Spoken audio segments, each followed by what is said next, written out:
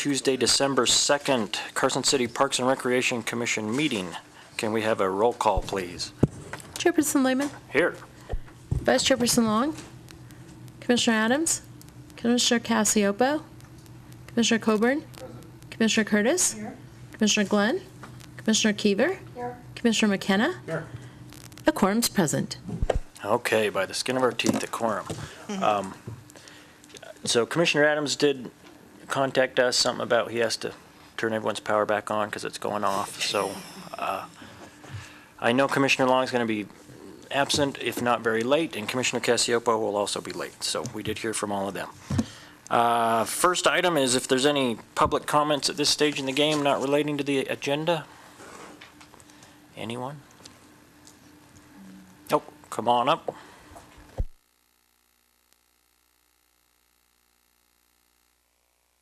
Just a good evening, everyone. I'm Lori Bagwell, elected soon Board of Supervisors, and I've just come to learn and get to know all of you and see what's going on in the Parks and Rec arena. So I look forward to working with all of you.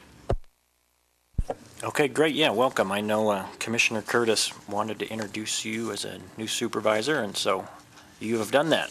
So. Well, Roger made her do it herself. Okay, any other public comments at this point?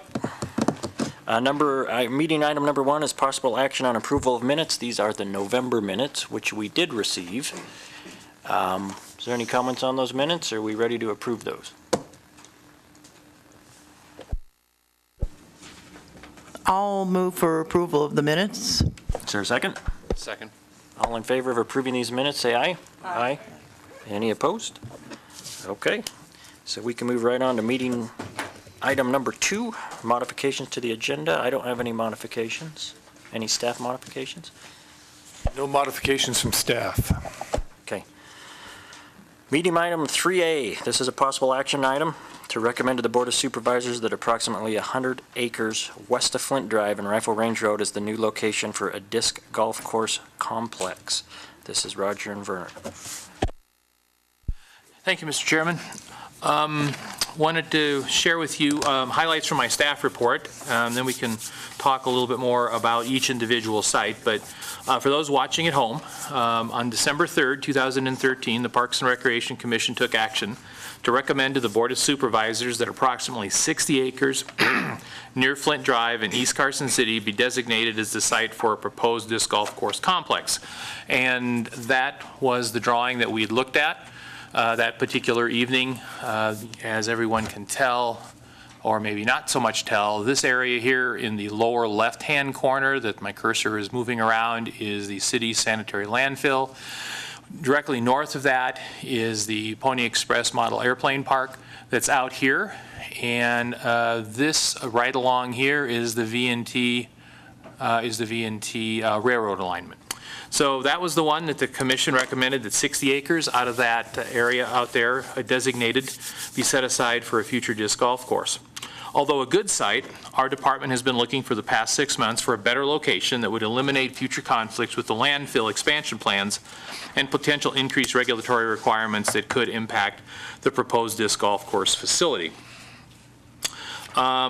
Our department invited all the disc course, golf course advocates. We have a list in our office that we maintain, so anyone who calls in or sends us an email, we put them on the list, and we invited all of them to go. We had a intrepid 7 that went with us to look at 3 possible new sites.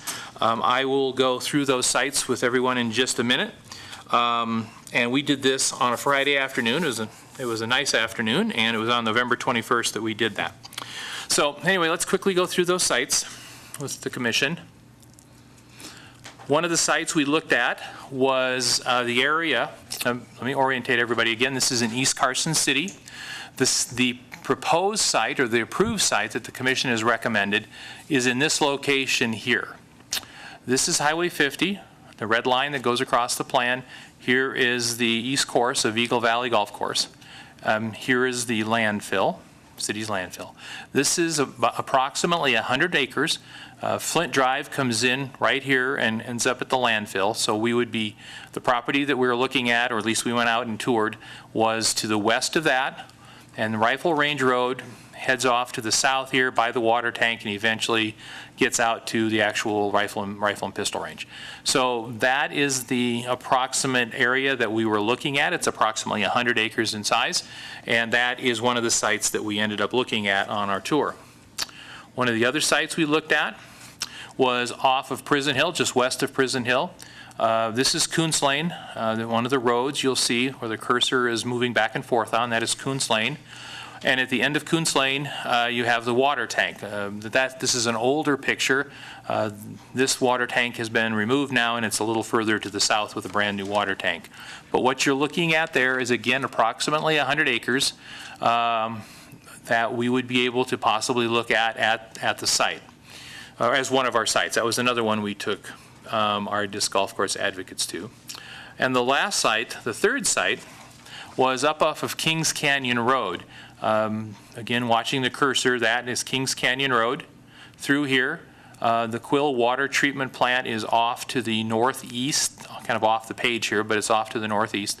This is Public Works Department property, and we were looking at about 20-some acres, about 25 acres or so, behind some future residential development that could occur along Kings Canyon Road. So this was a smaller site, 24 acres, but the benefit of this site over the other two was that this did belong to the city, and one of the concerns I know that we've had was trying to move forward relatively quickly with trying to develop a disc golf course, and the other two sites that we looked at are coming to us as a part of the federal lands bill, which has its own challenges. Anyway, after the field trip, we ended up out here. We actually started in the ones in Kings Canyon and worked our way across town. So this was the third site we actually ended up looking at. So we spent the time driving around on the site like we did with all the other ones. And the group, there were 7 of them, plus staff, recommended that this would be a better location for the disc golf course than even the current one that we have has been proposed. So what we wanted to do, staff likes this site. There are no conflict issues with the landfill, and I'll let the advocates speak for themselves, but they seemed to be much more pleased with this particular site than the landfill site, and I'll let them speak to that particular issue. So if we could, I guess as just a part of my presentation, we'll ask the golf course advocates to come up, but before I do, are there any questions that the commission may have at this point? Commissioner Curtis? Yeah, about the rifle range. How far away is it? And if I've got my little grandkid running around out there with me, any chance of anything happening? I would say probably no. Down here, yeah. Better than probably. Well, your grandchild may have a good time running around. Yeah, running around. That may happen. But no, it's a good question, actually. As you can tell, the cursor, where I'm kind of moving the cursor, that's where the rifle and pistol range is. And the orientation of the rifle range is off to the northeast. So the orientation of the range would not lend itself to anything getting out of anything going, if you're using the range properly and you're shooting properly, you're going to be going this way. Yeah. Well, in addition to that, too, you really can't see it, but you can't see the contours, but there's pretty substantial elevation difference right in that area, a pretty substantial hill that kind of buffers the disc golf course potential site and the rifle pistol range as well. About how many feet is it? Say the closest part of the rifle, assuming somebody turns in the wrong direction and gets disoriented with their rifle, are they even in? Everybody that's shooting will stop before they're in danger. And how many feet between the two sites, the rifle pistol range and that site? Well, I'll probably turn this over to Vern, but it really depends on. You've got 100 acres there, and it depends on how the course is laid out. Nice thing about 100 acres, you could have more than one course, obviously.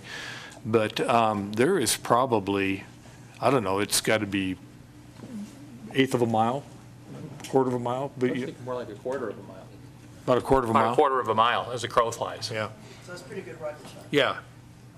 Plus, again, over a pretty good hill, too. Oh, pretty good landform. You can't see from the rifle range, you can't see the disc golf course site.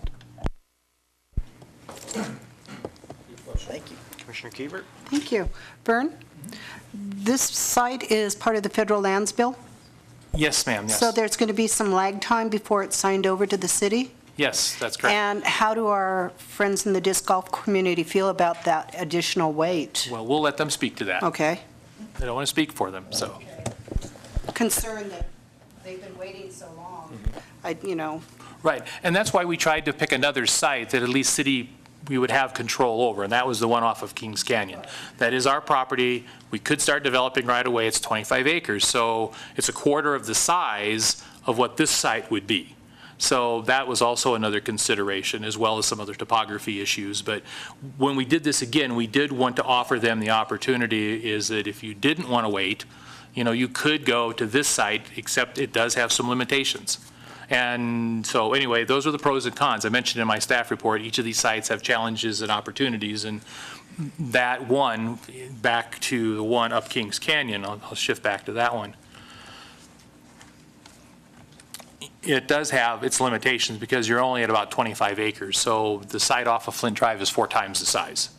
So you probably would only get maybe 1 golf course in here where the discs were out there, and maybe 2, but that would be a small 2. But the other one at 100 acres, you could get some real nice throws in. Any other commissioner comments at this point? Yeah, I think I'll wait to hear from our disc golf advocates before I chime in, so.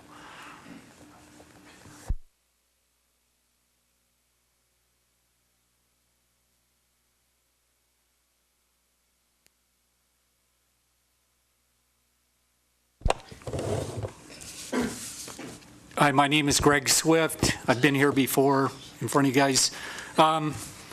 Just want to concur with Vern's statement that despite the delay, it really is a far superior site. The one on Kings Canyon, I like the location, but it's too small. There's no trees. It would just be hard to fit one course in there. If we're going to try to grow the sport and have tournaments and such, I think it was pretty unanimous on the group that went on the trip, and from everything I've heard, even from other people that I've talked to in the disc golf community, that the new site is really The new site's worth the wait, in other words. Yeah, and we did ask if there is anything impeding the transfer of land. They don't have any control over it, but it sounded like it should happen. We are in the middle of winter. We're hoping by next spring. But yeah, we've heard that before, so I think we're just going to have to be patient. But I think it is the far superior site. So the fact that we can have even more baskets and perhaps have a tournament course and still maybe put in a 9-hole course for beginners, such as they've done on a couple courses, it's really working well. And the last thing is just that the new site has no conflicts with the landfill, and actually looking at the terrain, look like a great site. So I asked the same question that Commissioner Curtis did about the rifle range too, and we really couldn't see it even from the edge of the property. There is a rise there, plus it is a quarter mile, and I think they are firing in kind of the same direction as that last segment, which we were calling the finger or the popsicle stick, sticks out. I didn't think it was going to be anything to cause concern, but I'll let Dave take over. My name's Dave Wiley. Good evening, good to see you folks again. I have to agree with Greg. I think the new site would be worth the wait as well. The topography looks pretty solid to make it an interesting courses on there. And I agree with Greg too. I couldn't see the rifle range from anywhere that I was at on the, anywhere on the course area that I had walked around, so.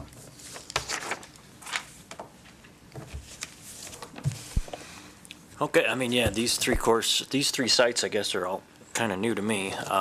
So it sounds like you guys have vetted them out. Yeah, the Kings Canyon site's a little bit interesting because it's up there west side of town, close to some trails and things, but there's no trees on that chunk of land? It's below the trees. So I like where know what you're Dr. talking Staub's about. house is on the Yeah. hill, It's just west of that. there's just one rise there. So the views are spectacular, but there was just no way to even visualize a course being put there. So the topography is pretty minimal there. I think it's pretty uniform topography. It's flat except for that one hillside, and there's one lone tree sticking up on the hill there. Well, and for a proper disc golf course, my name is Del Martin.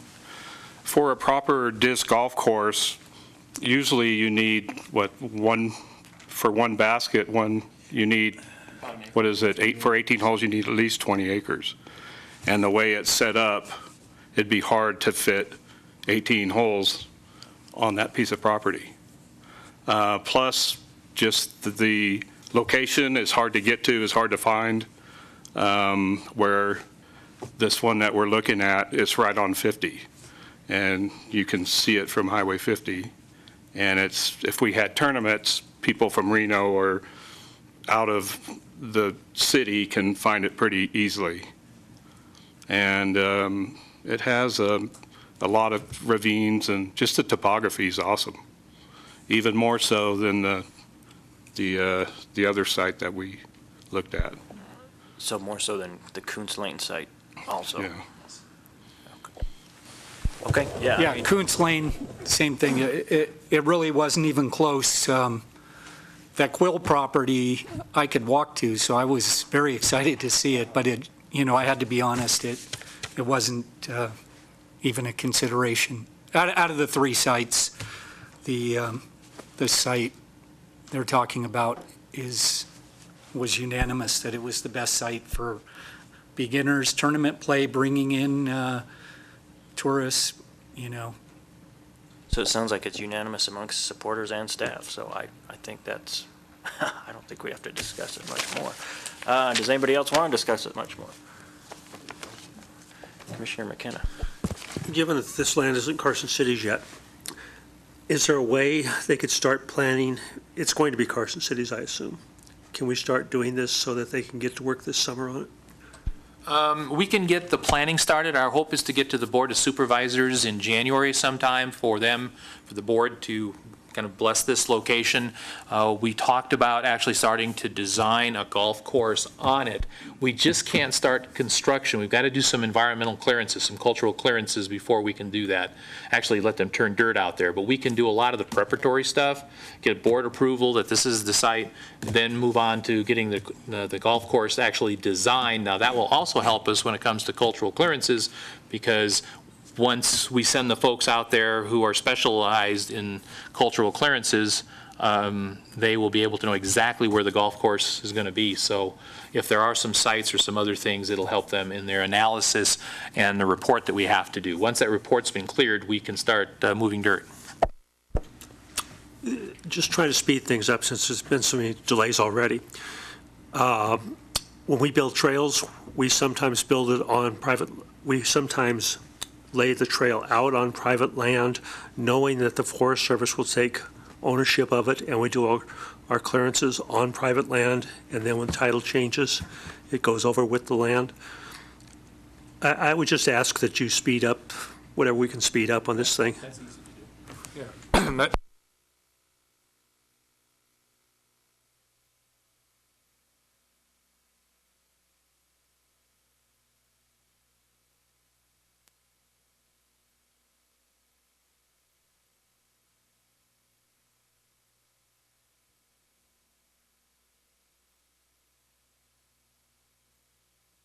The idea of doing as much advanced planning, even maybe course layout, work with BLM on this and see if we can get a little bit of a jump start on the project. I think those are good points. The other 2 points I want to make is, number one, that, this is BLM property, and as you know, a lot of the BLM property that is coming to us in the property exchange in Lansville is coming to us open space property. And open space has a lot of restrictions to it, particularly on the use you can have. One of one of which prohibits disc golf. Fortunately, this property is coming to us as parks and public use. So it's not open space property, so we don't have those restrictions. And then I think Dave or somebody said on the point that this is a readily accessible site for people for people who are coming here for tournaments from out of town. Now, is it? Okay.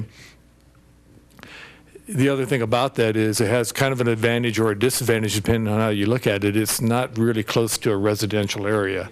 And one of the problems we thought about with the Quill Ranch is if you did have a large tournament, you're bringing a lot of people up that road, and you could be impacting, the people who live up there, and other people are going up there for other type of recreational pursuits. So you don't have to worry about impacting the neighborhood, but then again, this would be a drive-to facility. It's not immediate close to any type of neighborhood that, anybody would walk to play golf. But I think I agree with the advocates. I think this is a superior site, even as we mentioned, superior over to the site that's already been selected.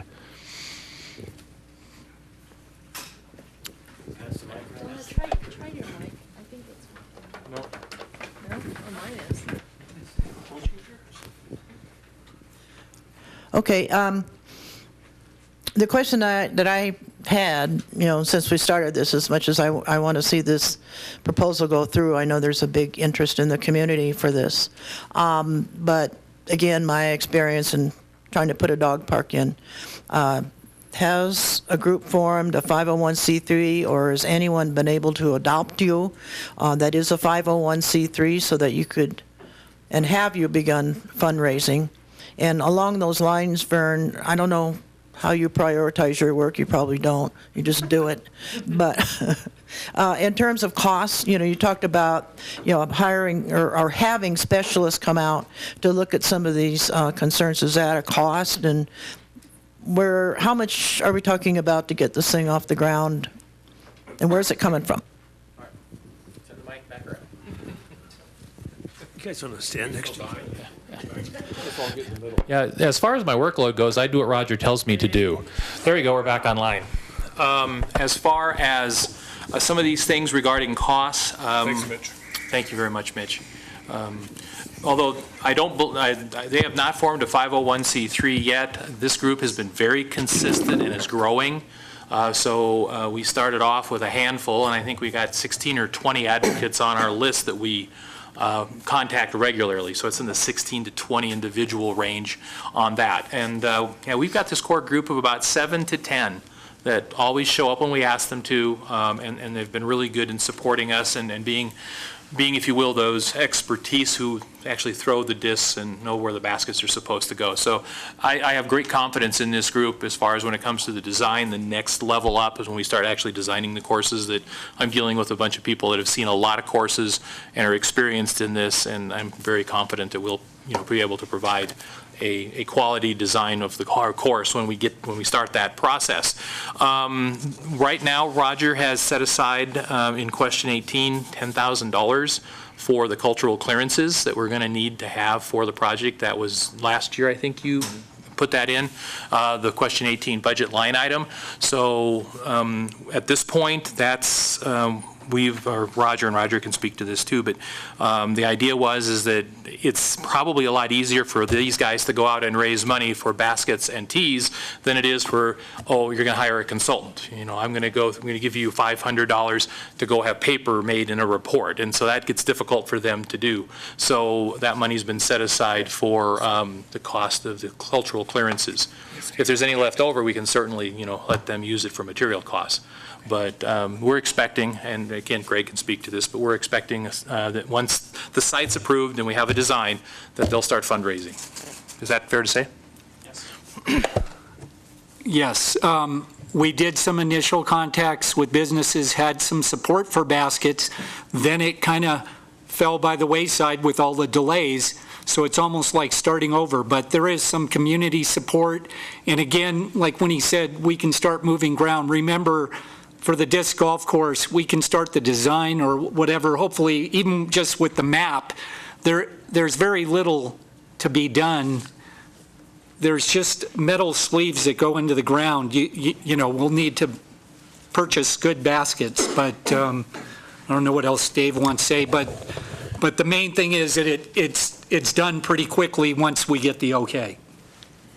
I have been involved in building other courses in the area from beginning to completion or where it's at now. So I know there's good support in the community to do fundraising and support for the hardware that we'll need.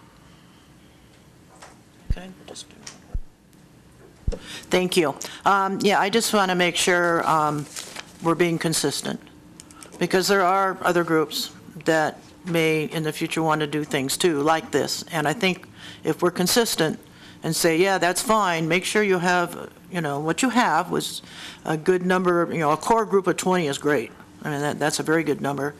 And you've got support, you know you've got support in the community, and then you can form some kind of organization in order to fundraise. I think it's almost kind of like a checklist, that if somebody comes in here and says, we would like to see something done, that, you know, certain things are going to happen. Because otherwise, if we just give $10,000 for this project, then the next group's going to come in and say, we want $10,000 too. It's a little hard to raise, for a group like this to raise money for cultural clearances, and so that's why we set that money aside for that. What would you say would be the cost per basket if a business was going to want to donate a basket to this project? About $400 a basket. $332.81 per basket is what we spent out in Dayton. That's for the actual basket itself, but then, Basket and sleeves. but you'll probably have like a tea box of some sort too, right? Or, Yes. Well, that's what we can do is have people sponsor a hole and make little signs recognizing them for donating a basket or such. so to sponsor a hole would be about in the 500 range, it'd be. Certainly. I know the Sun Valley course just went in. They had whole sponsorships for $995, and it covered everything from the sign, the tee pads that they use. It's a nice recycled tee pad that they use up there, plus the basket and the 2 sleeves that are in the ground currently. Yeah, I think once we get this all put together, we need to publicize it somehow, and perhaps the paper can write up sponsorship and what the amount is and who to contact and get it rolling. If we do use this site, would the parking/staging area be on Flint Drive or 50 or where? Well, that's something we're going to sit down. Actually, we looked at several sites up there that could possibly be a great spot for a parking lot. So we'll have to spend a little bit of time working with the disadvocate folks on the pros and cons of each particular site, because there was a site off of Flint Drive. There's also another one we looked at kind of, if you will, we looked at, let's see, we looked at one in this area, and then there was another one down here, and we looked at another one pretty much in this area. So there were at least 3 sites that had some serious discussions each. This site, everybody liked this site because it seemed to be a little more centrally located. So one course could go to the south. You could have one that would go up and around the hill and come back down, and maybe another course that would go in through here. So it's really centrally located. Just the challenge is just kind of working your way back through this industrial park to get down here. It's easier to come up here. You get some great views. There are some cleared areas up there that could service as a parking lot. It's just that you end up with this we've been calling it the popsicle stick. The linear park, or the linear part of the land down here, becomes more difficult, becoming a viable course when you start looking at, you know, putting a course up in this area. It's not impossible. It's just those are the pros and cons we're going to have to discuss, you know, as a group and as we design the course. A lot of this will depend on how, you know, this all gets laid out, where we go. But so we talked about that when we were out at the site. What is the road that's just south of that main area there? There's Flint Drive, then there's 50, then it looks like there's a road of sorts, yeah, right about there that comes in. Is that Draco Way or something? Yeah, to be honest, I don't know the name. Yeah, but what wasn't at some point, I don't even know where this has gone, but wasn't the V&T at some point going to end up there? Yeah, originally the station, the Carson City station for the V&T was going to be off Draco Way, which is right in that area there. Now they have since revised or changed that plan. So So the V&T would never No. cut across this chunk of land? No, in fact, we've actually Vern has had contact with Ken Dorr, who is, I guess, engineer for the V&T, and he said there'd be no conflict at all. We've been keeping Ken Dorr involved with both not only the site that's already been approved by the commission, but with this new site. I got an email back from him the other day. He's, had some questions which I have to respond to, and I haven't had a chance yet, but it's moving away from the track, it's moving away from the depot, so there's really not a whole lot of conflict that you would see with the V&T Railroad. Where is the V&T going to end up ultimately? That's off subject, but Yeah, I haven't heard. Well, I think a lot of it depends on funding. Ultimately, they'd like to end up near Highway 50, in that area, but, they've got quite a bit of money to raise before they get that far. Okay, any other commissioner comments on this item? Commissioner Kiefer? Thank you. Vern, Roger, and guys. At our last meeting, we had one of the gentlemen from the rifle range, and he was concerned about porta potties, bathroom facilities. Have we taken anything like that into consideration? Would there be portable bathrooms out there for the disc golf course, or are we going to just let them use the bushes? I think, oh, no, definitely not. No. For shooters. No, the idea would be is that as we worked with the design of the golf course, there would be certain amenities I guess staff would be expecting. One would be a parking lot, a permanent parking lot. It could be gravel, it could be dirt, but it would be a spot that would be identified as the parking lot for them. There would be restrooms, but probably a porta potty shelter there with a porta potty in it possibly, but not flush restrooms, no. Who would absorb the cost of the porta potties? Would the city or would the disc golf community? That's going to be negotiated according to Scott Fahrenbrook. It'll be Yeah. negotiated. A lot of times what we'll do on facilities like this, we'll enter into what we call a facility use agreement with a group of advocates who may have, as Donna mentioned, a 501c3 status, such as the Pony Express Air Park. We have a 501c3 that actually runs that and operates that facility for us. And, we might be looking at a similar situation with the disc golf course. But again, that all will be ferreted out here, soon. Yeah, so as you gentlemen know, the beauty of the 501c3 is contributions are tax deductible to businesses, but it can't be tax deductible as an advertisement as long as the name's on there too, so that's the other way it can be done. So public comments on this one. Thank you. Come on down.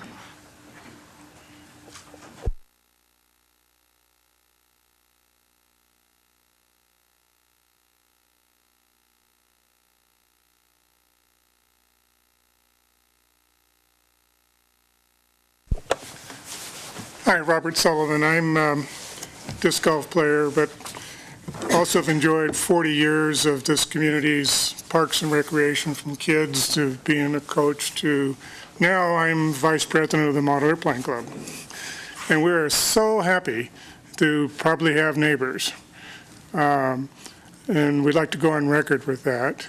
In terms of the rifle range comment, the Pony Express Park has been out there for 30 years. And there's been no incidents. So, but if there's anything that we can do to help expedite it, I'm sure that in the past, people wondered, well, where was the Pony Express people and where is the Model Airplane Park? We've had some problems in people aging out. Even though I'm 70, the board members are now people like me who have been involved in the community, and we're here. But really happy to have a disc golf course. Really happy to have neighbors. Thank you. Hey, perfect. Well, thanks for coming and letting us know. Yeah, I've been out there and tried to fly a plane at the Pony Express Park. It's pretty tough. Any other comments? This is a possible action item. Do we have a motion? Does anybody want to make a motion?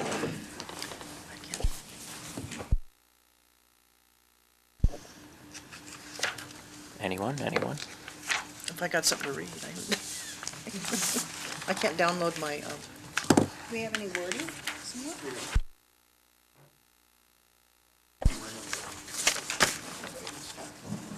I'll make the motion. Go. I move to recommend to the Board of Supervisors that approximately 100 acres west of Flint Drive and Rifle Range Road as the new location for the disc golf course complex. Do you have a second? Second. All in favor, say aye. Aye. Any opposed? Good.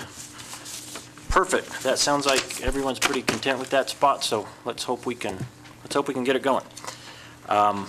Item number 3B, another possible action item, to recommend to the Board of Supervisors approval and acceptance of the Shoals Ranch Landscape Maintenance District petition for the planned Shoals Ranch development as presented by Manhard Consulting. Guys, Christopher and Vern, or Roger, or all three of you. Well, it's just going to be Chris and myself. So I'm going to kind of kick it off, then I'm going to turn it over to Chris, and he's got a little presentation in the form of a PowerPoint they'd like to show you that talks about the landscape maintenance district petition. You know, we covered this at the last meeting. It wasn't an action item at that meeting. We just wanted to bring it to you so you'd have some familiarity with the concept and what this is all about. So we're not going to repeat a lot of that. But since that meeting, we have been working very closely with Manhard Consulting, and I think we've worked really well together, and we've hammered out a lot of issues, maybe some inconsistencies, or maybe some awkward verbiage in the petition to try to make it a little bit more readable, less lawyerese. Not that we have anything against lawyers. And I think what we have today is a final draft that will be ready upon your recommendation, if you so recommend, to bring it to the Board of Supervisors for acceptance. Before I turn it over to Chris, I do want to touch on one topic that has been brought up in the past, and that is the residential construction tax and how that relates to the landscape maintenance district. In the past, what we've done, and there is a provision in the residential construction tax ordinance that allows for developers to ask for reimbursement of the tax that is collected upon them, that they pay for each residential dwelling unit. They can ask for reimbursement in the form of that tax to help pay for the park and recreation and landscaping improvements that they have completed in their development. And we've done that with Silver Oak, and I think also Long Ranch area. And that has worked well, but it's kind of an onerous process because basically we get the money from them through the tax we impose on them. Then they have to send us invoices and proof that they have completed work. And then we go through the system where then we have to reimburse that money back to them. And in actuality, what happens because of the development agreement they enter into with the city when they go into these subdivision developments is that they are required to put in park and recreation facilities, landscaping along arterial right-of-ways, and that type of thing.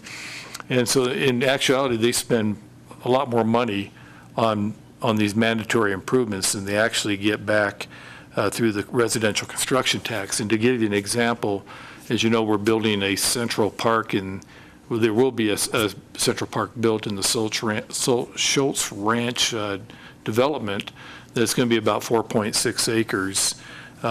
There's going to be 454 lots at build out for this development.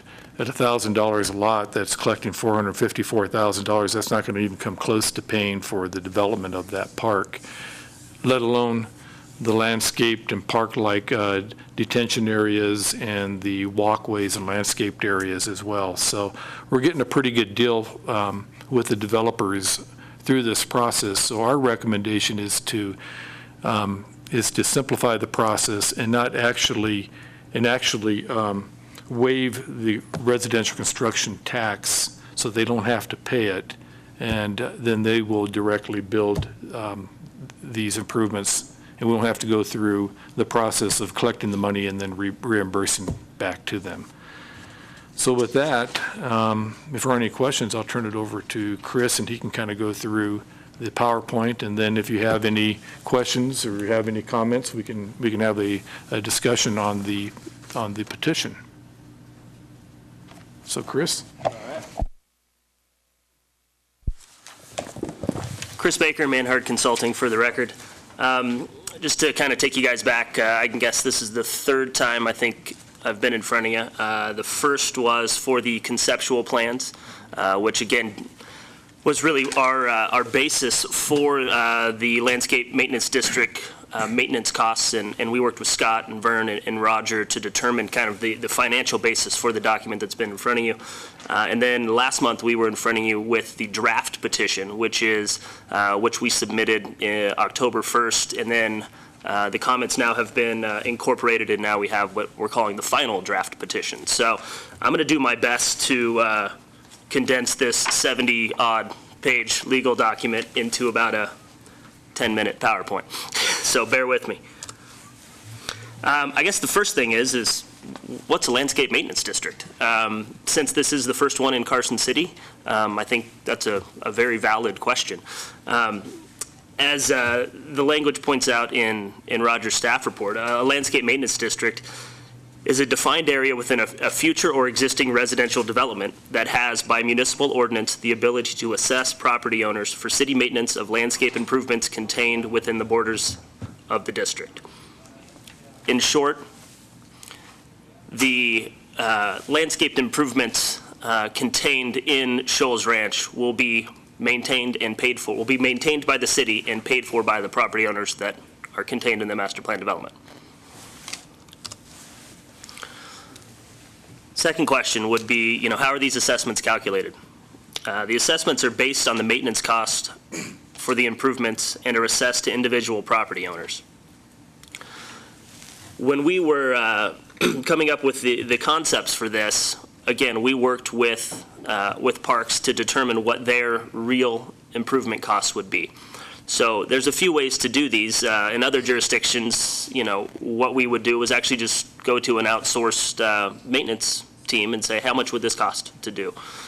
We didn't think that was very real world, considering ultimately we knew that Carson City was either going to maintain it themselves or they were going to outsource, which would probably be a little bit cheaper rate.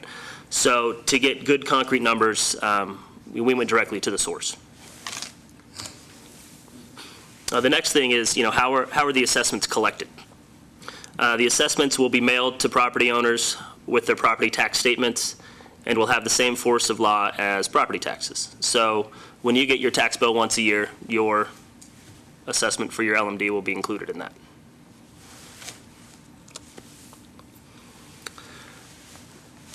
The next question, I would ask myself is, when do the assessments begin? And realistically, this is the question that I think Roger and Scott would probably agree, and I think the attorneys would also.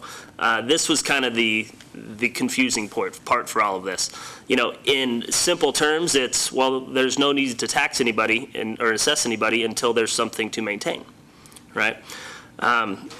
So, simplifying this as much as we can, the Phase 1 assessments, again, Phase 1 is going to trigger everything, will begin once the Phase 1 LMD improvements have been completed in accordance with the improvement plans, have undergone final inspection, and have been accepted by Carson City for maintenance purposes. So in short, when there's landscaped improvements on the ground and something needs to be maintained, then assessments will start. With that, each subsequent residential lot created by a subdivision map will be subject to an assessment. So currently, Phase 1, the first 100 lots, have been recorded. The improvement plans are approved. There is no LMD improvements in the ground. Construction has not started. So once those Phase 1 improvements are in place, in accordance with Bullet 1, then the assessments will begin. And then the easy part is Phases 2, 3, and 4. Once the maps record, there's going to be new lots, therefore those lots will be assessed. So even if a builder comes in and purchases a lot, a map's recorded, those lots are going to be assessed. Someone's going to have to pay, whoever the owner is, which in this case will be either the developer or the builder.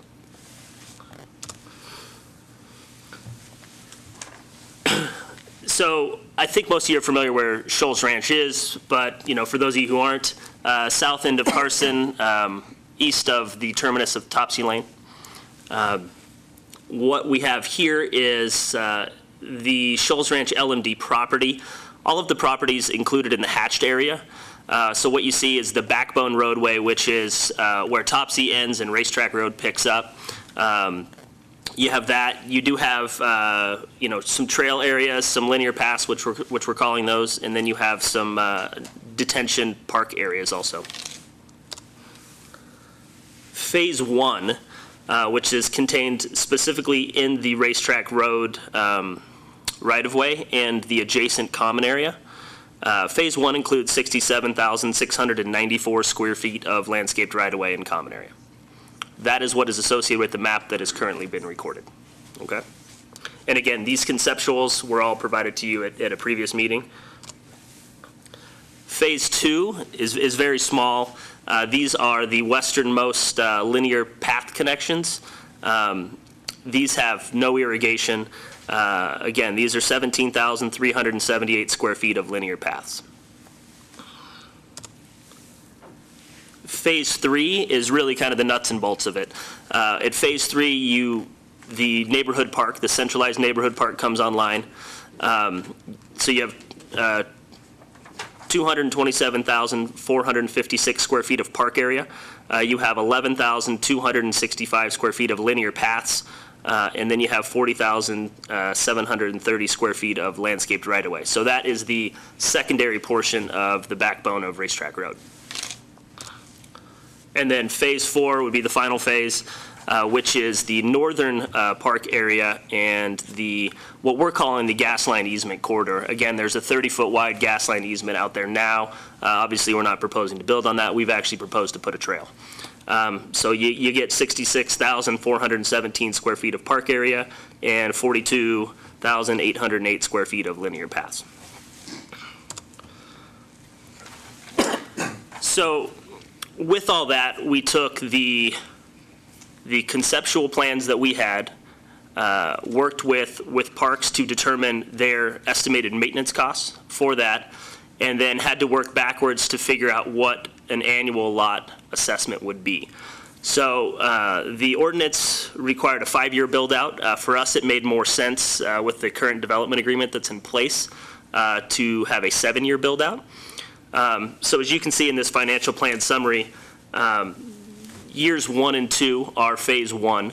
We're assuming each phase would be constructed in 2 years. So Phase 1, again, has been recorded. You can jump over to the 4th column, I guess, which is the maintenance costs. So associated with Phase 1, you have $20,308 of maintenance costs. You jump all the way over to the LMD assessment revenue.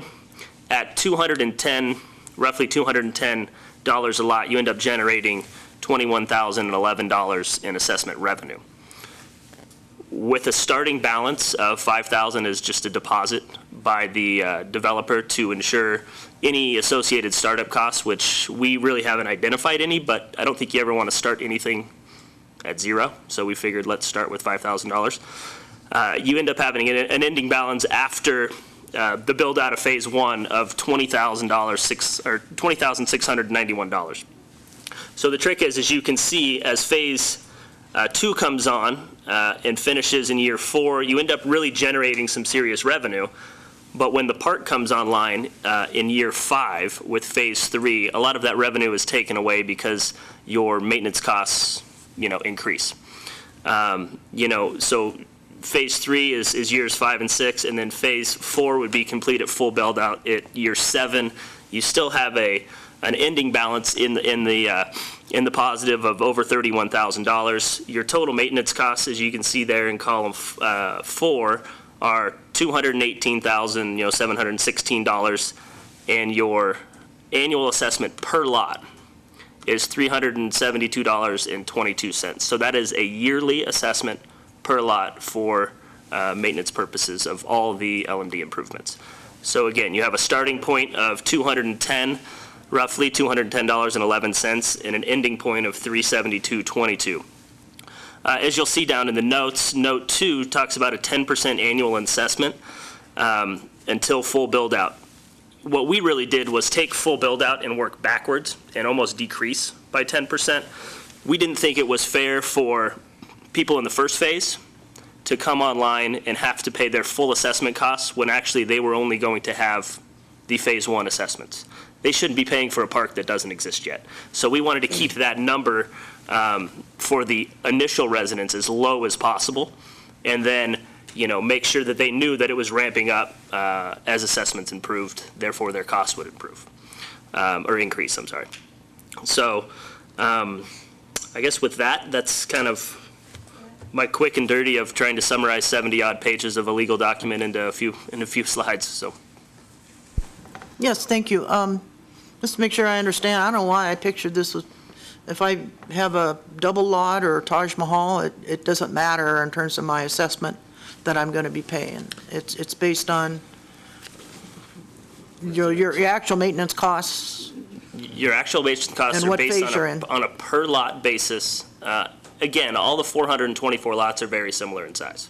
The lots have already been approved through a tentative map, are in place through a specific plan, and have already, the series of final maps have already started. So if the lots were to change drastically in size, we'd actually have to kind of come back and amend the tentative map. So, you know, your neighbor's assessment versus your assessment is going to be pretty in kind. You're not going to have, you know, an acre lot having to pay, you know, a similar amount to a 6,000 square foot lot. That's not going to be the case.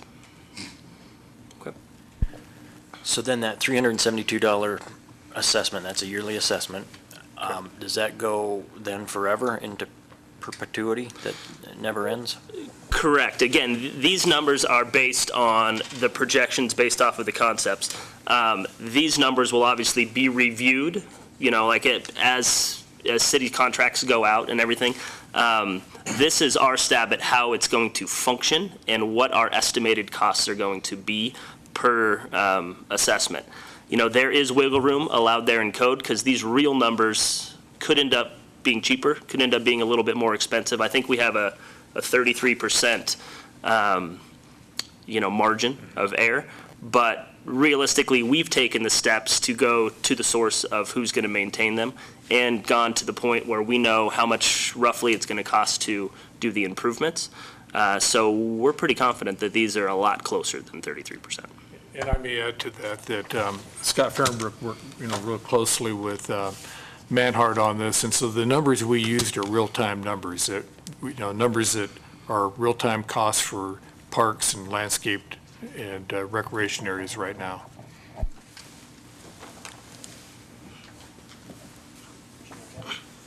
Walk me through how this works. If this were, let's say, back in 2004, and this were created, and then in 2007 and 8, the economic crisis hit, and Carson City ends up with having not enough money to pay for basic services. So you're hiring Parks and Rec to basically maintain the parks there as part of this agreement. And what happens in the future? What do you see happening? So what happens with So what happens with the final maps being recorded, the property is offered and accepted by Carson City. So Carson City actually owns the underlying property now of the Phase 1 LMD property. So the right-of-way, the landscape portions that are going to be adjacent to, let's go, I guess I can go back a little bit here, show you. Let's do this. So the first 100 lots, which are essentially the first 100 lots north of Racetrack Road, have been recorded. So as of today, the Phase 1 LMD property is actually owned by Carson City.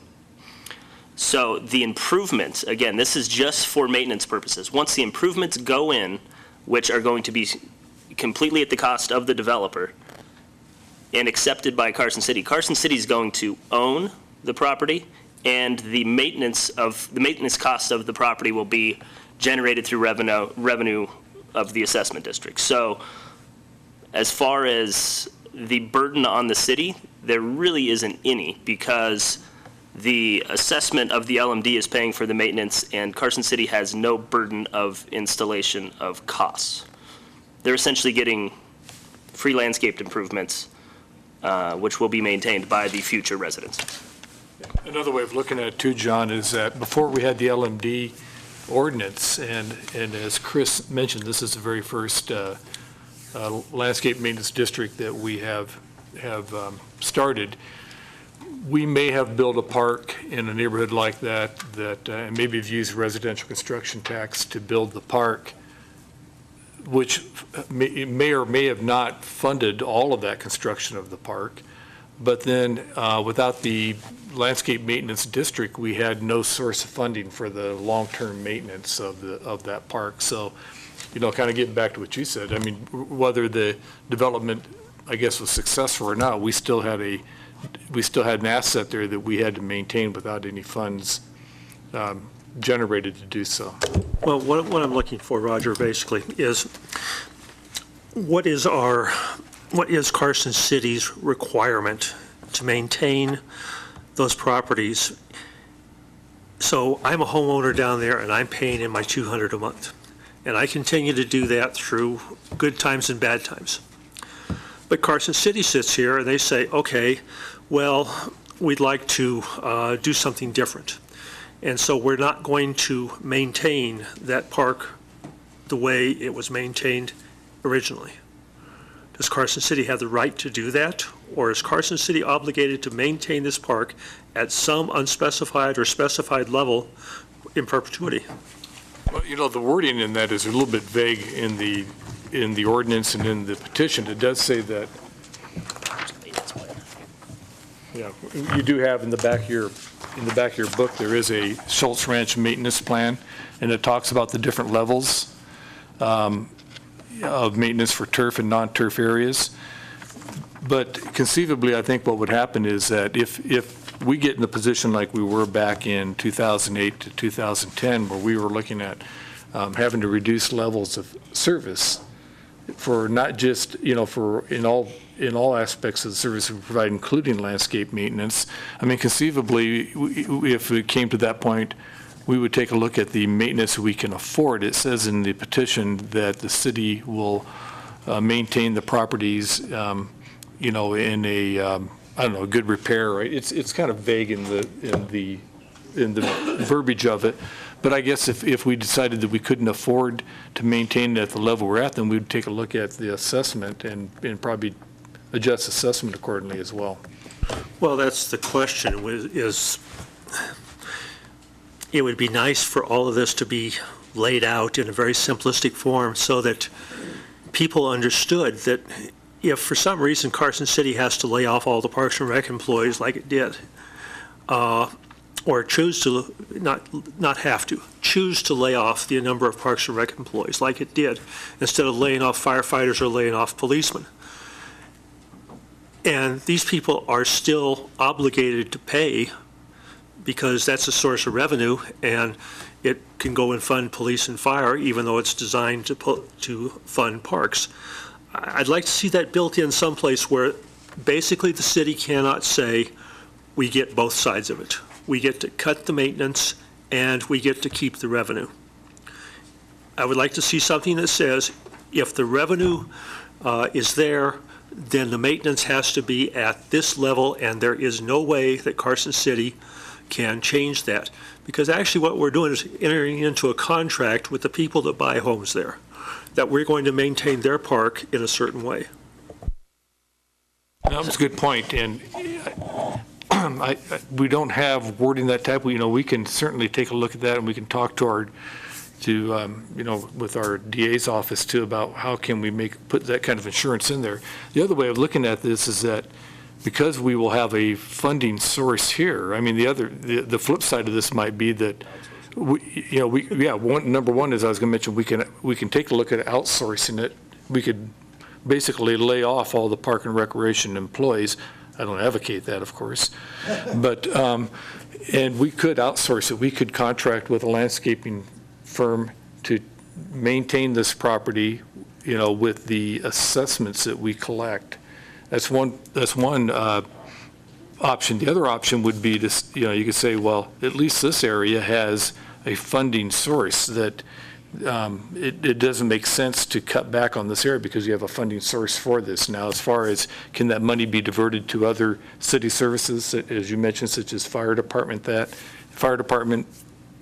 sheriff's department, public works, well, then we would have maybe we need to look and make sure that that's not an option for the city. But you and I both know, Roger, that supervisors are going to do whatever they pretty much can do in the future. So I would like you to think about it, maybe enter into a contract with this group so that we could have a private party maintaining this entire thing in perpetuity.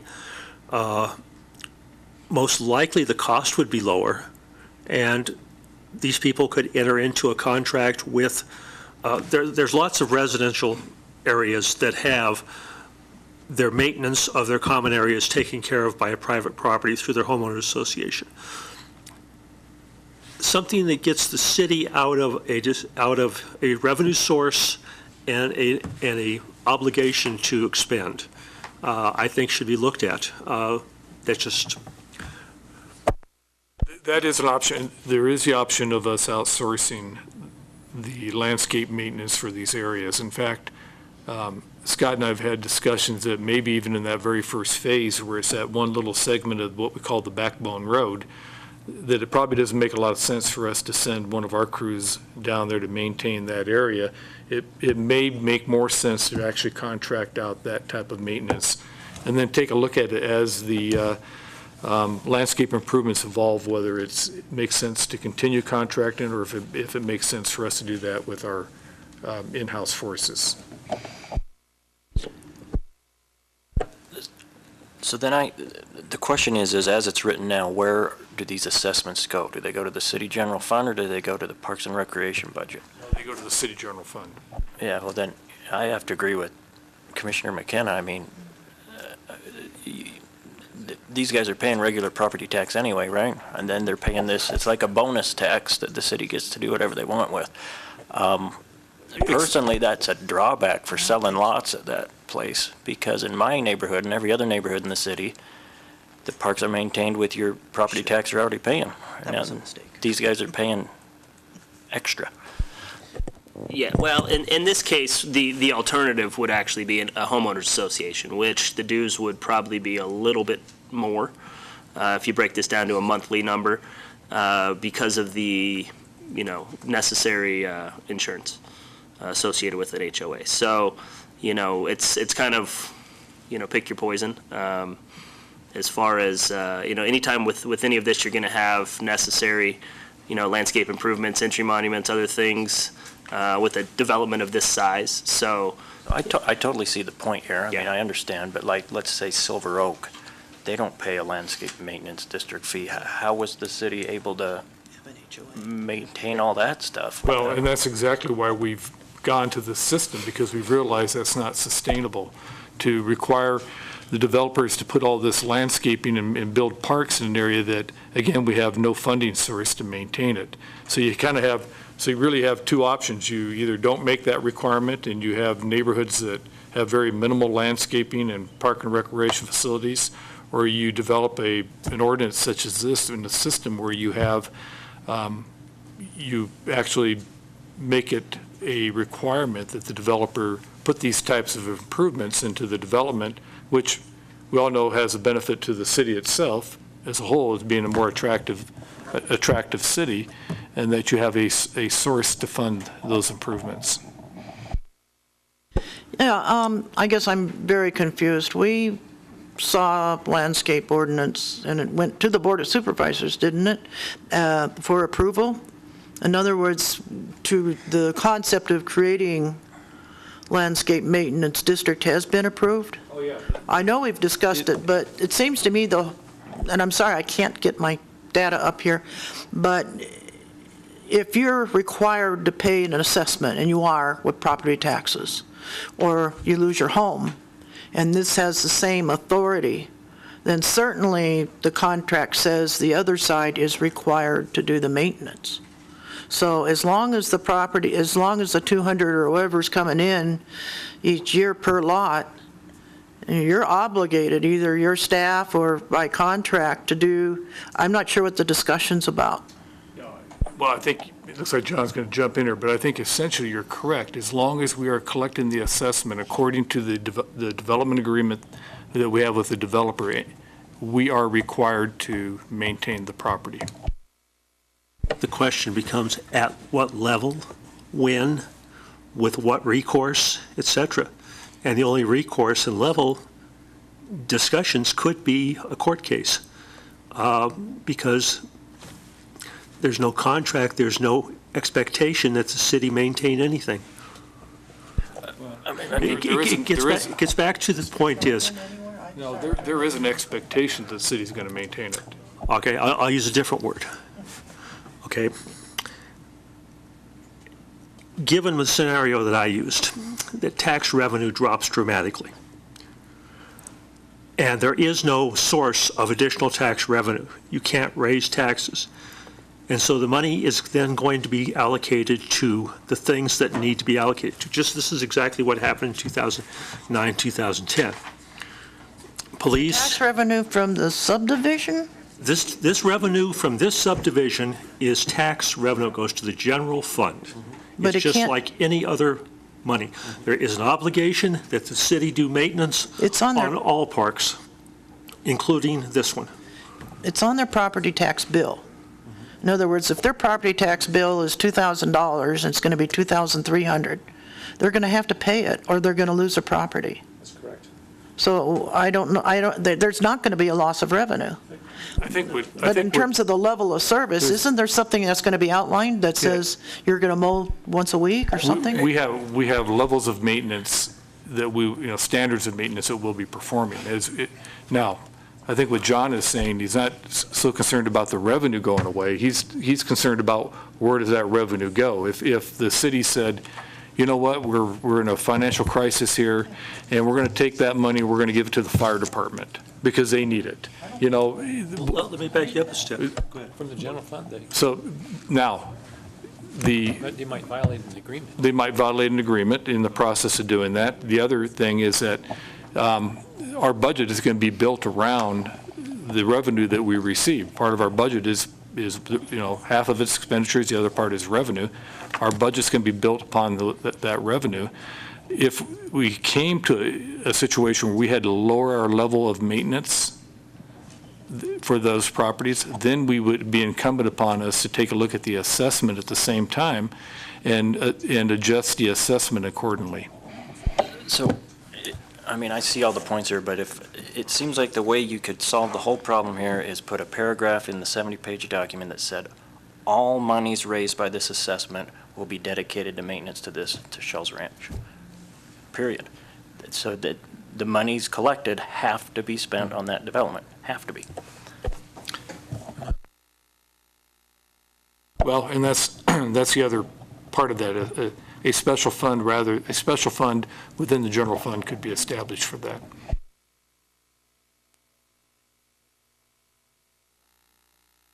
Lots of things on the property tax bill go into special funds, don't they? I mean, the stuff we're getting, the sewer and maintenance and all that, that's not, you can't spend that on a dog park. I don't think. But that's not general fund, that's not part of your property tax either. Commissioner Kiever. Well, there's other stuff. All right. Roger, I have a question.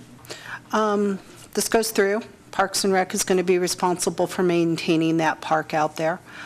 Are you going to have sufficient staff, or are we going to have to hire additional personnel? The costs that are embedded in this petition include personnel costs. Will that be additional personnel, Yeah, or are you good with the dish? Yep. You're good with what you have? As the project develops, it also includes additional personnel and equipment, and sets aside money also for capital reinvestment into equipment. Public comments on this one? So, Commissioner Colburn? yeah, so that begs the question to me, okay, so you've said fundamentally you've made the decision in the near term to ramp up staff and ramp up capital. At what point do you look at it and say, we need to think about outsourcing? How do you make those decisions? Because, I'm not sure, you gotta find that balance, right? But we should figure it out. Well, and that's a good point. There has to be an analysis made, and it's not totally 100% dollar and cents either in the analysis. It also has to do with the quality of maintenance that you can receive as well. But there has to be an analysis made that, does it make sense to continue to do this with in-house, labor and sources, or does it make sense to contract it out? That's not unusual than any type of city service that's provided. At some point, there has to be there should be an analysis made whether it's cost effective to do it in-house, or is it more cost effective to contract it. Anyone else at this point?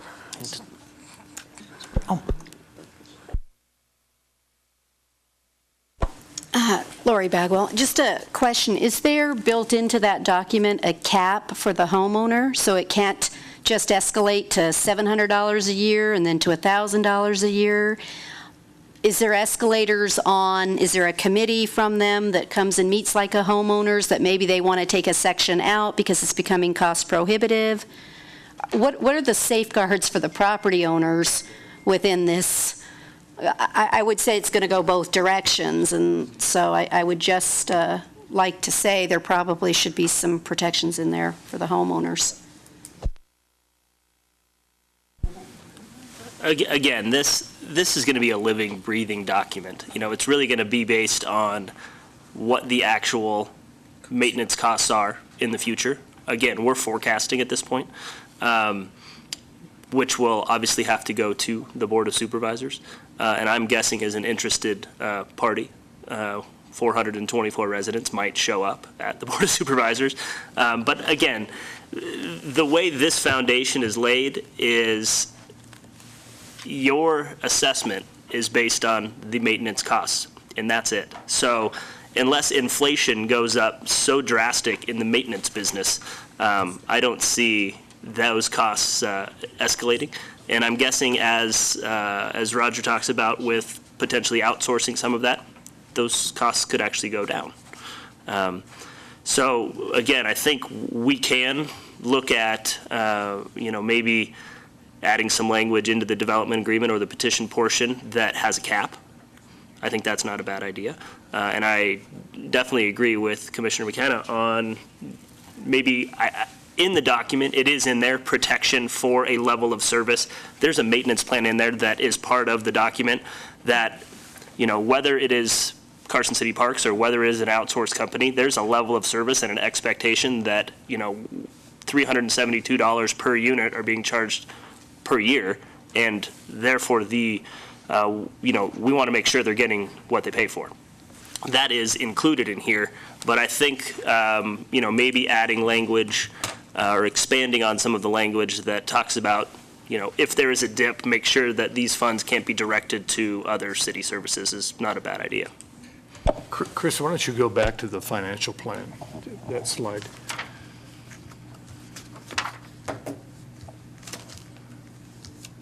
And again, as Chris mentioned, this is a forecast. This is an estimate at this point. Once you get past the first few years, an estimate gets a little bit hazier, but that's why there's a built-in factor, as Chris mentioned earlier, that it's a 10% annual assessment increase. It's projected. Well, that's a pretty good inflation factor. And so that there's a certain amount of cover and buffer there for the city in that. It may not be a 10% increase every year. But a 10% increase is a pretty substantial increase that I don't see inflation driving our prices, wildly beyond 10%. I'd be hesitant about putting a cap in because you got to remember that the city's going to own this property and be obligated to the maintenance of this property forever. And so you certainly wouldn't want to have a cap that, many years down the road doesn't come close to covering the cost of maintaining the property. That would put the city in a bad situation. So I think a cap would not be a good idea.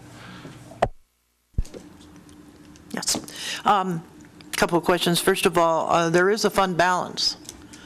Is that going to be separate, or is that going to be in the general fund? How are you going to know, unless you have a separate account for this, what the fund balance is? And that's a really good question. That's going to necessitate a separate fund. I think it has to control that balance. Similar to we have, carryover funds with quality of life and that, those type.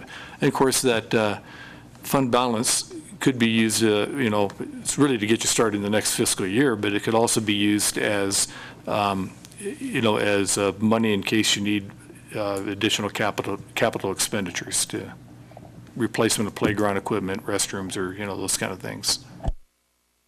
The other thing is, this property is included, also includes the ponds, the detention ponds, is that correct? And there's some maintenance involved with them because there's going to be something maybe happening, not much, but maybe trail cleanup or that kind of thing. There were assumptions made for maintenance in that.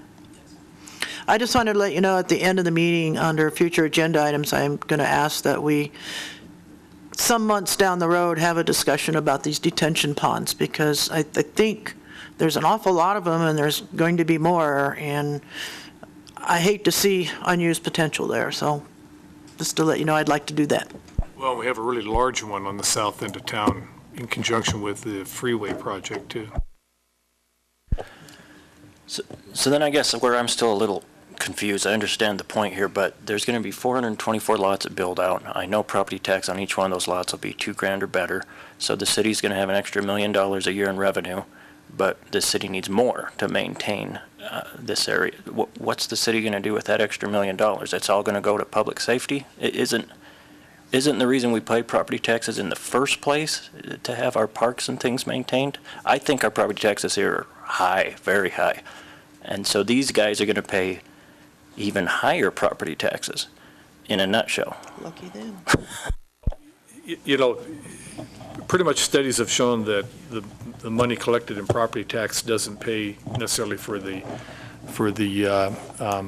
sustained maintenance of the facilities that are, provided by particularly residential areas. So, and I think if you lived in other areas of the country, you'd realize that our property tax is not very high. I give you an example. I have a house in Montana that's worth about half the amount of my house here in Carson City. Our property tax is just about the same.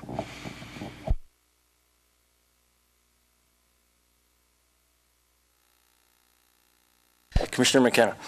Yeah, the property tax goes into all the other taxes to maintain all the services in the city. There is no expectation that any one aspect of city services will be maintained. That's why you elect the board. The board decides what those are. And as we found out back in 2009, 2010, the money wasn't sufficient to maintain the level of services for public safety that people wanted. And public safety won. And I personally would always hope that public safety always wins. And parks really, and Roger can tell you, really took a hit. Parks was almost gone, I'll put it that way, because that's not life safety. And so you may have an expectation that your money that you pay in property taxes is going to parks, but I don't know that that is the actual expectation of the board. Okay, yeah, we could debate that one forever, but you're right about, let's not. But I have learned about property tax here. It doesn't make sense a lot of the time, because somebody has a giant house that's older and pays half of what That's right. Our neighborhood for some reason is higher than this neighborhood, but anyway. I guess that's beside the point, but the city will be bringing in revenue with standard property tax of 424 lots. So this is extra to try to maintain them. So does anybody else want to say anything? I can make a stab at a motion on this. I kind of have an idea of a idea. Again, I think, just real quick in closing, I think the best way to think about this additional, $372 is very similar to an HOA fee. The development I live in, I pay that a year, and all I get is a sign that says where I live. I don't get a park. I don't get trails. I don't get anything. I get insurance in case somebody trips and falls next to the sign. That's it. So for us, I think this is ensuring that the quality of the development that the developer is proposing to put forth is maintained in perpetuity. I think like someone I mean, yeah, you could compare it to HOA, so I think, like someone mentioned here, maybe there'd be a benefit of having a community council of some sort that could kind of direct, or at least have an input on where the funds are spent, since it is kind of an HOA model. Go for it. Roger, you mentioned at the very beginning residential construction tax, that we would just not charge them that tax. Has it always been typical in the process that all the money from the residential construction tax goes back to the parks that are being built in that neighborhood? Not necessarily. It's a little more complicated than that. Obviously, of course, it has to be a little more complicated than that. State law stipulates that $1,000 per living dwelling unit is charged at the time they take out a permit to, build a home or apartment, and the $1,000 goes into a pot. Now, what we've done in the past, when residential construction was really low here, and we didn't really have developments being built, we just had scattered houses being built kind of around the community. We simply collected that $1,000 and we put it in a residential construction tax budget.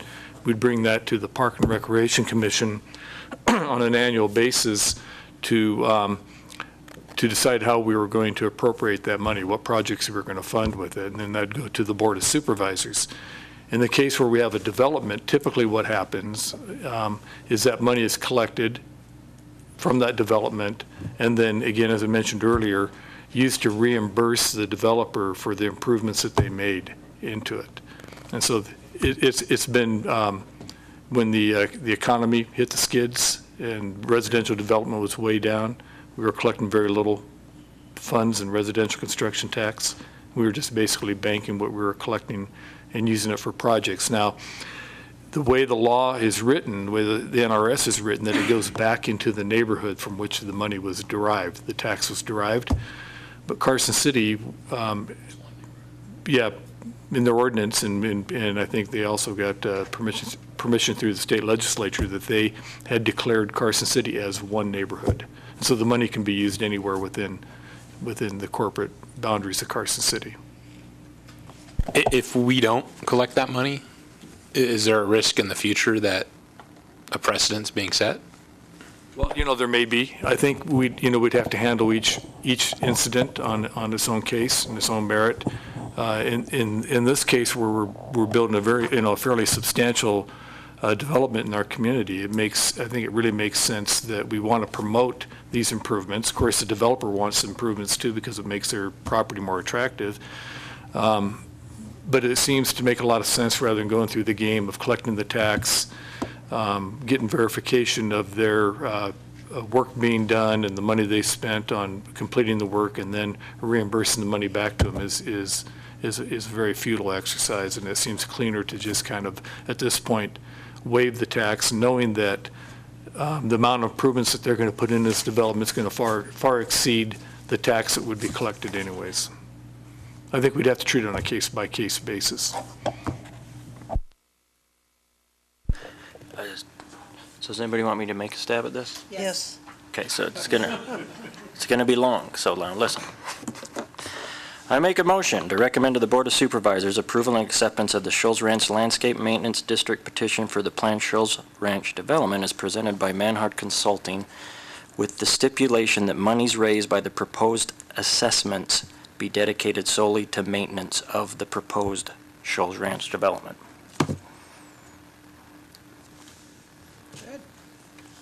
Second that. All in favor, say aye. Aye. Any opposed? Okay, and like you said, I think that's a working document and we can figure out the details. Thank you very much. Okay, moving on to item number 4, staff updates. 4A is another update regarding the MAC. Roger.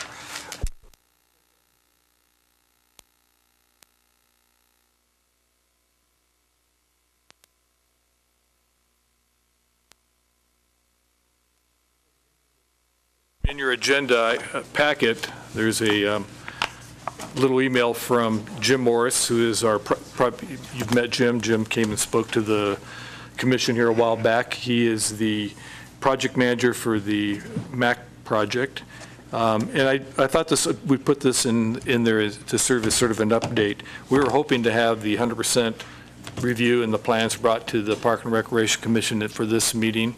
We're about a month behind on that. We'll have it hopefully available for the January meeting. But the plans for the MAC, the 100% plans, are in the building department currently right now for their review. After review and before they were sent to the building department, our department had a chance to review those plans and make comments as well. After the review, then they'll be sent, if needed, a revised set to Miles Construction. They'll be using those to connect or contact their subcontractors. And we hope that the 100% plans will be brought to you, as I mentioned before, to the Park and Recreation's January meeting. And as you know, we've got a pretty aggressive schedule on the MAC. The Board of Supervisors would like to see a grand opening for this facility December of 2015. So we're marching along, and again, hope to have the 100% plans brought to you at the next meeting. Okay, Commissioner comments? Commissioner Curtis. Yeah, thanks. Since you have the MAC on the agenda, I'm hoping that I can bring this up. I heard again that at least some people on the Boys and Girls Club Board of Directors seem to feel that there are not going to be any adults in that building except for hours when children are not present. And that isn't the way I read the agreement. That isn't the way we talked about it. I just want to hopefully make it abundantly clear for them and everybody else that our purpose in having the walking track in particular is to allow members of the community of all ages to use it. And so as long as that building is open, regardless of whether or not the Boys and Girls Club is using it, it should be available to the general public. And I would imagine that with the gyms, that's up to you and your counterpart with Boys and Girls Club to come up with scheduling, et cetera, but it seems like there's enough courts there that they could use a couple, the public can use a couple, however you decide. But the idea that this is not a school, the Boys and Girls Club is not like the schools where, adults are screened. And the idea that, we can't use the walking track because the kids are in there, no. I'll be all over everybody if that's the case. So hopefully it's clear that otherwise I'll be wherever I need to be. Thank you. Yeah, there is some misinformation out there, and I think that's just natural project of this size, and when you have two partners involved in the project. But I think you remember when we had the Boys and Girls Club people here that they said that they didn't have a problem with joint use of the facility. It has to be under control, They do have legitimate concerns about the safety and security of their children, but at the same time, they also recognize that there is also, to some degree, an advantage to have the general public in there while their children are there, because the general public gets to have an opportunity to see firsthand the type of programs and services that they provide for the children as well. So, you're right. Other commissioner comments? Public comments? So what does staff, do you think there's any legit chance of opening the MAC in December of 2015? Is that possible?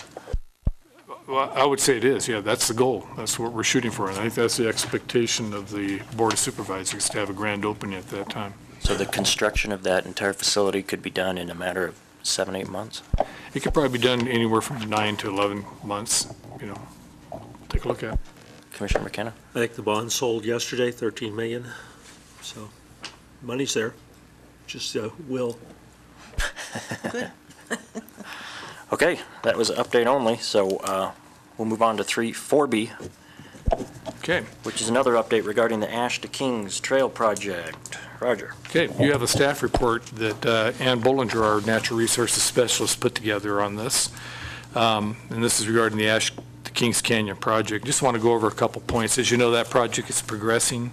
It's a 7.8-mile pathway that spans from Kings Canyon to Ash Canyon, and it's almost complete. The recent progress includes the installation of 2 kiosk trailheads, 2 pairs of hand-built rock gabions to serve as a bridge abutments, and then also completed now is the North Kings Canyon Bridge.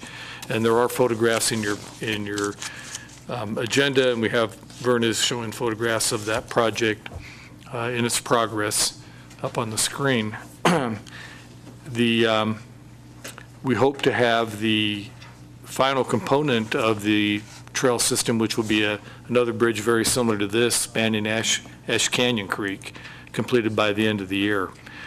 Again, we want our hats off to Jeff Potter and the muscle-powered organization, for doing, the work on this project. Jeff has taken upon himself to be the leader of this project. He organizes it. He is involved in every aspect of making sure this project is completed. And on top of that, Muscle Powered has also committed to coordinate and help us with the maintenance of the trail upon completion of it as well. So exciting news. Should be finished here soon, and it's already generating quite a bit of excitement in the community. So yeah, I'll talk about this one a little bit. I've been up there at least 3 times and done the whole thing, and on the nice day I went up, shoot, there was 40, 50, 60 other people I ran into. So definitely a great facility. Yeah, this bridge is, you could probably drive a car across it. I mean, it's quite the bridge. So in the staff report, it said the Ash Canyon Bridge is still going to be done by the end of the year, but then I heard it's next spring. Okay. 2014, 2015. Okay.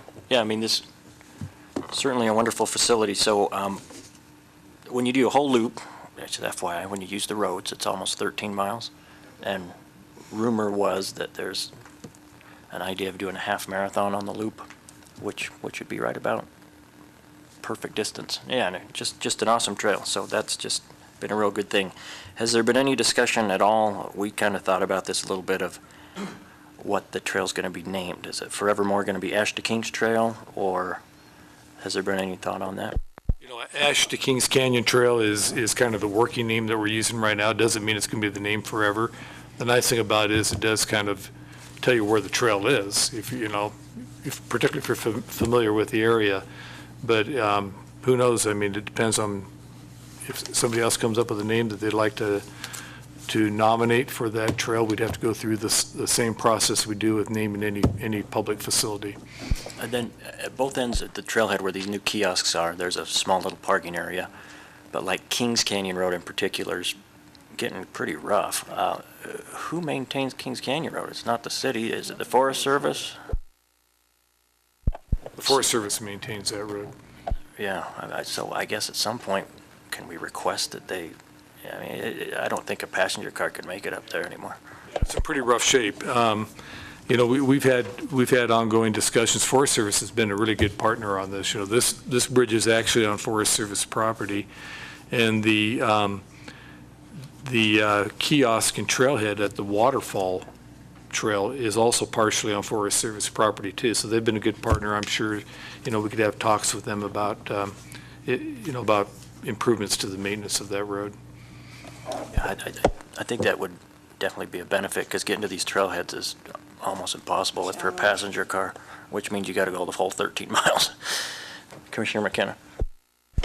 As far as Kings Canyon Road goes, it is probably blocked to almost all vehicles at the west end. It's a significant drop. The rock work that would take to make that safe or at least drivable, you probably don't want to have any volunteer group doing it, because it falls directly onto Highway 50, and you'd be dropping 2,000-pound rocks onto Highway 50, and that would not be good for your insurance. As far as the bridge goes on Kings Canyon, those volunteers put that in, I think it took them 4 days at the most. Probably 2 days is what I'm thinking, plus then putting the sides on the bridge. It was probably the finest group of people working on a project like this. They all were out there, they were all safe, and it was done in 2 days. As far as the Ash Canyon Bridge goes, Roger, if they can't get that done, I am sure that Jeff and his group can go back out there and do it in 2 days. We have the equipment, we've got the experience. They built this one in a much rougher place than Ash Canyon. We could have that thing done by Christmas if you could talk Jeff into it. I don't doubt it. I'm sure that they could do it in a few days. But you know how it is, the holiday season's tough to plan things and get people together and work on projects. Well, I understand the wood's there. Yeah. We've got the rigging gear. The only problem is snow. We've got all the materials. Commissioner McKeever. Oh, thank you. I would only ask that if we're going to rename it and we name it after somebody, that individual be alive so he or she could enjoy the honor. I mean, we've had this discussion before about naming what.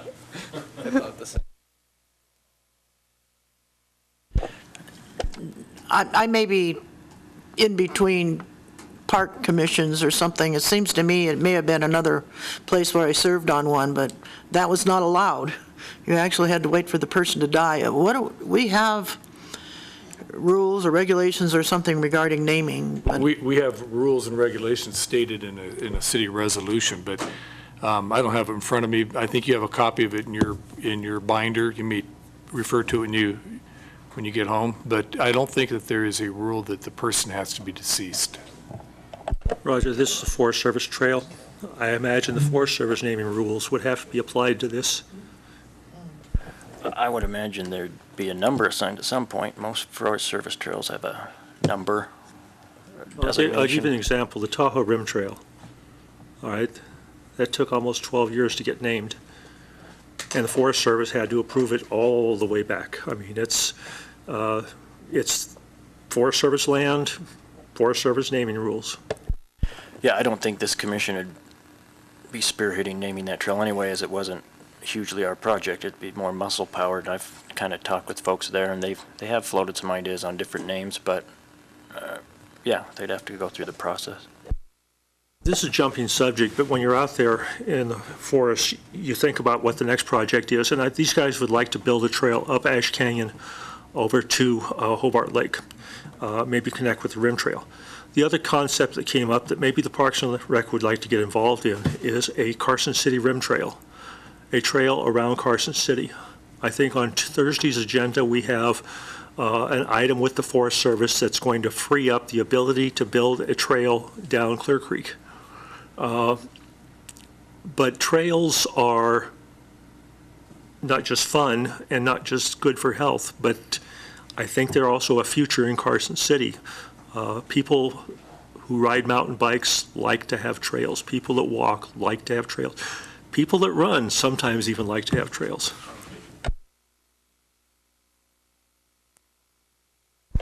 Yeah, you know, I've talked with Jeff just within the last week or two, and they're already planning their next project. They're not going to be left with nothing to do. They're going to keep building. So I know he said he's going to try real hard to avoid creek crossings because they have to put in bridges like this. But yeah, they want to tie into the Rim Trail, maybe via Hobart or maybe not. And yeah, back to Kings Canyon Road, I know, yeah, about 2/3 of the way up, there's a pretty good block. But I think now that we've got a real good trail here, getting a little better access to the trailheads might be nice if the Forest Service can improve that road. Not to mention, I've got big plans to put a double ski lift up there sometime. And if we do a ski lift maintenance district, $50 a head, we'll have a sweet little ski hill there. On Kings Canyon Road, we walked this trail, a bunch of people, including Ann Bollinger, and we had a Forest Service representative with us, and we discussed that with him. And we can try and get it on the Forest Service projects, but their recommendation is you'll probably go to jail if you try to fix Kings Canyon Road. I drove my Jeep back all the way to Highway 50 in April. It took me a couple hours to move some rocks around so I could get through, and it still probably wasn't as safe as it should have been. So I'd go to jail if I put a ski lift up there. If they catch you. Maybe they won't catch me. Still skiing. Permit process for you. First, we have to do the special district, though. We'll figure it out. Is any public comments on this? Oh, okay.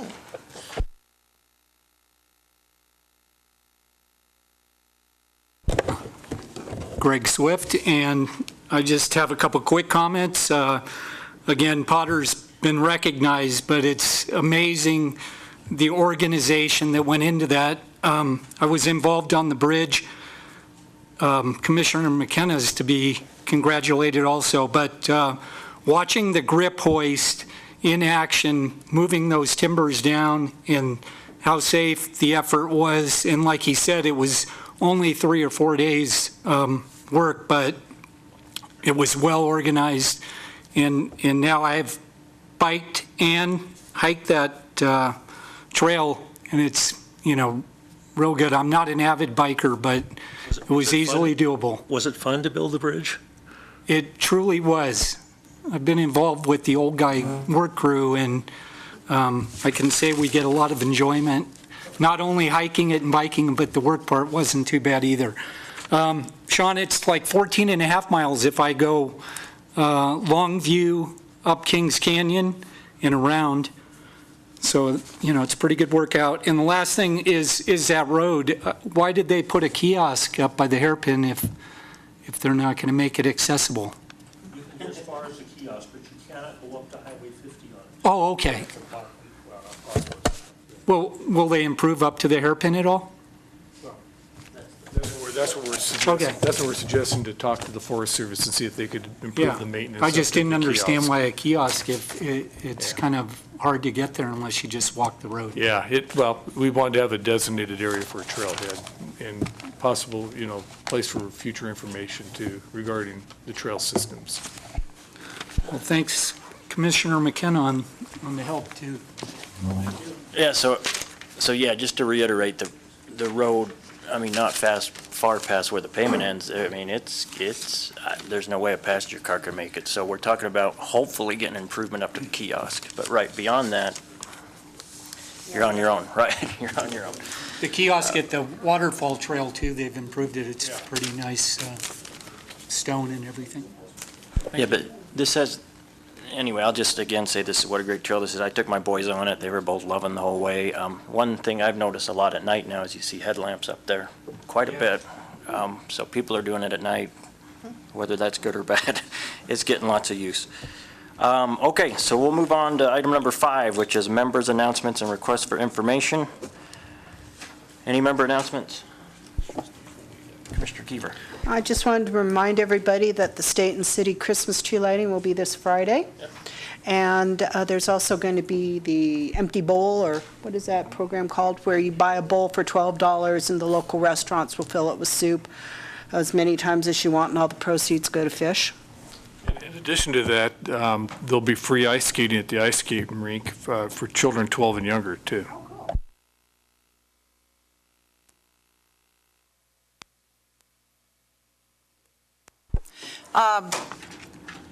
Yeah, I was curious about reading about the possibility of a splash pad being built on 3rd Street in downtown Carson City. And my concern was, well, gee, shouldn't something like that come to us as the Parks and Recreation Commission? It seems to me that we should have a say in terms of at least input into where a splash pad should go, and the nature of the beast and how much, it's a very desired facility to have. Well, it turns out it's not going to be a splash pad, and so I just want to let the public and anybody who's listening understand that I did find out it is a water feature. You could even call it maybe a very small fountain, but it's not going to be the thing that we were envisioning. So I just wanted to make that clear. Okay. And I guess, are you going to say something? Yeah. Okay. This is likely Commissioner McKenna's last time with us, so he's served on various capacities in the community, and we've appreciated him on this board. So, yeah, we have a card that we were going to present to him and wish him well as he continues to construct trails and various other things. Yes, John, I have a note in here, this card, because I don't know if you remember it, but the artist, Robin Travis, photographer, gave me this card, and it's a picture of the stone Indian squaw up at Pyramid Lake, and she said because I was working so hard as a volunteer at the fair, she wanted to give this to me. But anyway, I think it's appropriate that I give it to John because he and I worked the fair together, and so I've had people here sign it, and I'm going to miss you. I really am. We have such good times together, and hopefully we'll be doing other things together. We will be. I just want to thank all of you for serving. Carson City is run by its citizens, and this is a citizens committee that is run by citizens, so I thank you. Thank you. Yeah, I'm sure you will be involved elsewhere, and we'll look forward to seeing you in those projects. Is there anything from the school board? No, I apologize. I don't have anything to report. I was this morning in Boise, Idaho, and I actually wanted to apologize for being late, but I was riding out a storm in Boise, waiting for it to be dry over there, and the trade-off was it was pretty wet over here. So I couldn't quite get away from it, but I'll have a report next month. We'll forgive you for that one. Any other member announcements? Okay, I think one other announcement was there's this youth bike association that's looking to start up and even have a team at the middle school. And they're having a movie of some sorts. Is that what it was? A presentation coming up. So anyway, do you recall what that was, Roger? Yeah, sorry for putting you on the spot, but Youth Mountain Bike Club, they're coming soon to a middle school and high school near you, which will likely be a fall sport. Yeah. Or FYIs, actually.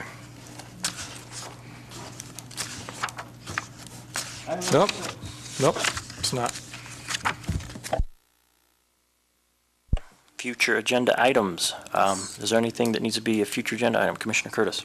Yes, as mentioned earlier, I would like to see in several months, whenever convenient, some kind of a layout of the various detention ponds that we have in Carson City, who owns them, if it's the city, or who, you know, what's the possibility for them being used for recreation.